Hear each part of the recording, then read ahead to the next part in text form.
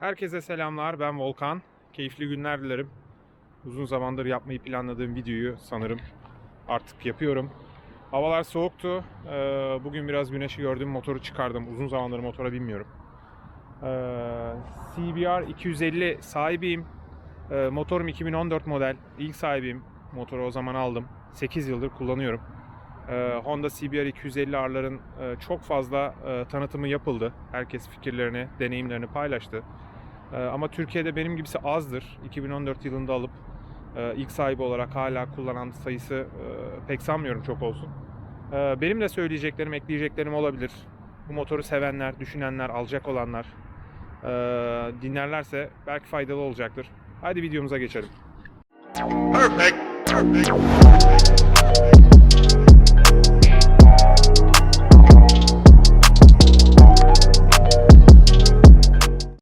2014 kasasında çift farlı tasarıma geçtiklerinde zaten beni en çok cezbeden o olmuştu. Eski kasalarında en sevmediğim olay kafa detayıydı. Motorun kafa tasarımını hiç beğenmiyordum. Bu çift farlı biraz daha abilerine özenen tasarımı beni çok cezbetti. Bu motorun da kırmızısını görünce kesinlikle almaya karar verdim. Motoru tamamen orijinal kullanıyor gibiyim. Çok bir şey değiştirmedim. Pirelli Rosso lastiklerim var. Burada kısa spor manetleri takılı. Burada takoz korumalar var. Bir de ön cama siyahlatıp biraz daha Bumble cam takmıştım. Bir süre Tiger egzozla kullandığım zaman da oldu ama polis baskılarından dolayı egzozu tekrar orijinale geçirdim. Çok oynanmadı. Bakımlarını her zaman zamanında yaptım. Kapalı motorda, kapalı garajda sakladım. Az bindim. Kilometresi düşük bir motor. Çok yüksek değil. Genelde tek başıma kullandım. Fazla gazlamadım. Öyle tekerdi, yanlamaydı vesaire o işlere hiç girmedim. Motorum çok temizdir. Videoyu izleyenler olursa soranlarınız belki olacaktır. Motorum satılık değil.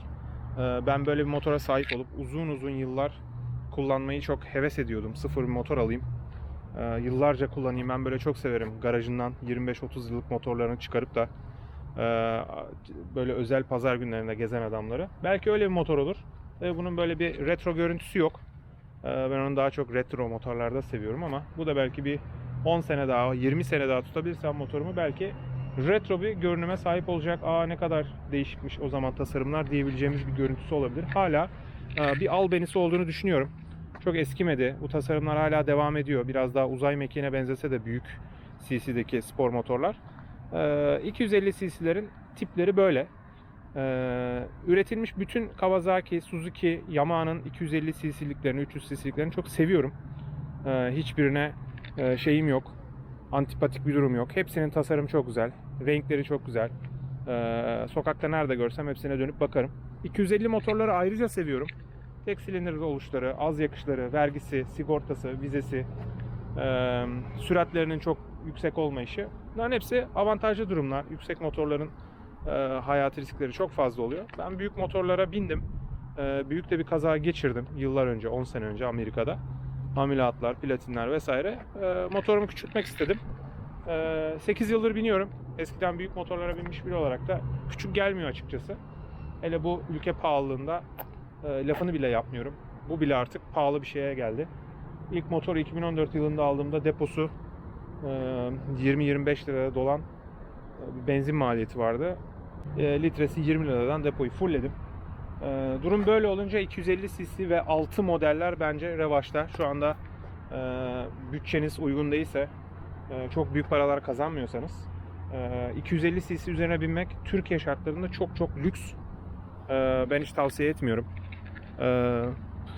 Bu videoyu genelde benden daha küçük yaşlı arkadaşlar dinler, genç arkadaşlar izler dinler. Benim yaşım 37. 20-22 yıllık bir motosiklet tecrübem var. Çok motor değiştirdim. Eğer yeni başlayacak arkadaşlar varsa, ki yeni başlayacak arkadaşlara çok önerdiğim motor değil, yeni başlayanlar için bile büyük kalabilecek bir motor bu. Benim size tavsiyem daha küçük bir scooter'dan başlamanız olabilir ama sonradan büyütmek isterseniz kullanışlı motor. Bunların da fiyatı çok yükseldi. Bana da büyük paralar teklif edip satmamı isteyenler var ama ben satmıyorum. Özel bir motor benim için. Bir daha satarsam sıfır motor alamayabilirim. Fiyatlar bu kadar artmışken böyle temiz, böyle kazasız, böyle bakımlı motoru kullanabildiğim kadar kullanmayı düşünüyorum. Umarım satmak zorunda kalmam mali sebeplerden dolayı. Tasarımdan veya çok derin teknik özelliklerinden bahsetmek istemiyorum. Zaten motoru herkes biliyor artık. 8-10 yaşında motor. Aynı şeyleri tekrarlamama gerek yok. Ben sadece 8 yıldır motoru kullanıyorum ve çok memnunum. Bir gün bile pişman olmadım veya ah şu motordan olsa keşke demedim. Yamaha'ların 250'liklerini beğeniyorum. Ama bu rengi üretemedikleri için ve bu tasarım olmadığı için gene de ben bu motordan yanayım. Yolda bana çok soranlar oluyor. Abi memnun musun? Yamaha'ya neden geçmiyorsun? Sence Yamaha mı bu mu? Suzuki mi bu mu? İşte Kawasaki. Sürekli kıyaslamalı sorular geliyor. Yani tabii ki tercih meselesi. Kullandığım ilk Honda'ydı. Ben çok Yamaha'cıydım. Yamaha motorlarını çok severim. Bunu aldım. Bir arkadaşımın tavsiyesi üzerine almıştım. Daha büyük modeller bakıyordum. Hiç dedi uğraşma. Yakıt zaten pahalı olacak demişti. Yıl 2014'tü. Bugünleri görerek söylemiş. O günden beri de kullanıyorum. İyi bakarsanız tertemiz gidebilecek, uzun süre saklanabilecek, keyifle binebileceğiniz bir motor. Çok yorulmamış, üzerinde çok tepinilmemiş, kötü kullanılmamış bir modelini bulursanız alın. Çünkü doğru bakımları yaptığınız sürece bu motor uzun yıllar gidiyor. Ben bunda bir kere debriyaj sistemini komple değiştirdim. Debriyaj balatası. Üzerinde kaliteli bir zincir var. Zincir bir ya da iki kere değişmiştir. Bir kere sanırım. Çünkü çok zorlamam ben motoru. Çok gazlamam. Tekeri yok. Lastiklerimi sürekli değiştiriyorum. Onlar da çok pahalı ama lastik en önemli şey. Fren balatalarım bile daha motorda hiç değişmedi. Kilometresi 33-34 binde. Bakımlarını her 2500-3000'de yaptım. 3000'i hiç geçirmedim. Zaten az biniyorum. O yüzden benim motor 3000'e bir yılda geliyor. Bazen 1,5 yılda geliyor. Öyle 2 ayda devirenlerden değilim. Az biniyorum. Bisikletçiyimdir ben. Motora çok binmem. Çok keyfi, çok böyle ihtiyacım olduğunda binerim.